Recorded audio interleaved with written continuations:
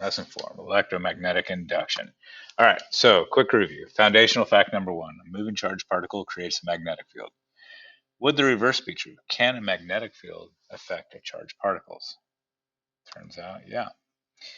But a changing magnetic field creates or induces an electric field, which affects charged particles when they are in that induced electric field. So that's definitely more general. Specific for this class, we're going to say foundational fact number 3 is this: if a conductor experiences a change in magnetic field, then there is voltage induced or created across that conductor. If the conductor is wired in a complete circuit, then current is also created. So, in what ways could a conductor or a wire, in this case, experience a change in magnetic field? So we got 3 different ways. Number 1, we can move a magnet near a wire. So here, so that this wire experiences a changing magnetic field. Or we could move the wire in a magnetic field. So here we're moving the wire up and down through this magnetic field, experiences a change in magnetic field. And the third way we could do that is by, give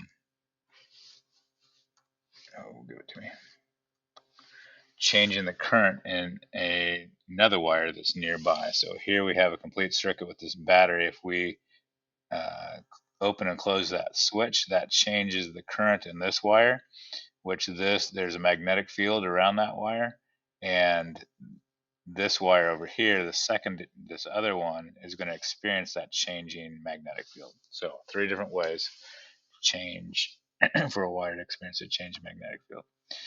So Faraday was one of the first guys to observe this, and so he has the law, or Faraday's law of induction, and so this is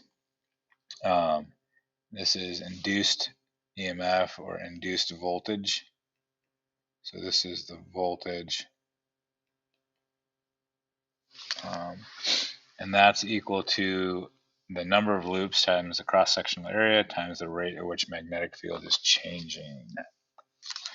Okay, so what 3 ways could we do to increase the induced voltage? Well, we could increase the number of loops that is experiencing this change in magnetic field. We could increase the cross-sectional area of the loops of wire through which the magnetic field goes, or we could also increase the rate of change of the magnetic field. So, a generator. What does a generator do? It applies foundational fact number 3 to generate electricity without a battery. Loops of wire are rotated in a magnetic field, inducing a voltage and creating current. All of a sudden, we have a way to create electricity without a battery. That is huge. Okay, so here's just a quick animation of a generator. We'll talk more about that in class. All right, so alternating current. This is when current that continually flows back and forth repeatedly. We'll talk about that. We find that in all our outlets, and the frequency of that happening is 60 hertz, which is 60 cycles per second, 60 hertz. So let's compare and contrast a motor and a generator. So the basic components of or parts of a electric motor. Just kind of review what we just did in the motor lab. So you have a magnetic field, loops of wire that are able to rotate, and a source of electricity. So let's see if you can remember that from the lab that we did making an electric motor. What are the basic components or parts necessary for a generator?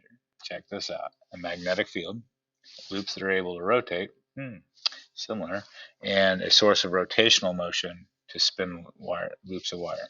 Okay, so those 3 things. What kind of energy goes into an electric motor and what comes out? So we put electrical energy in, meaning we have current, we connect it to a battery. That's the input, and what we get out is mechanical energy, something spinning, something moving. Okay, that's the output. In terms of energy, what's the input and output for an elect? Oh, that should have been generator. For a generator, um, so mechanical energy is put in. We're making this thing spin, these loops of wire spin. We're making that spin, that's inputted. And what we get out is electrical energy. So we get a current, we get electricity. Summary is an electric motor and a generator are made up of exactly the same pieces. They're just opposite functions in terms of the energy you put in compared to the energy you get out.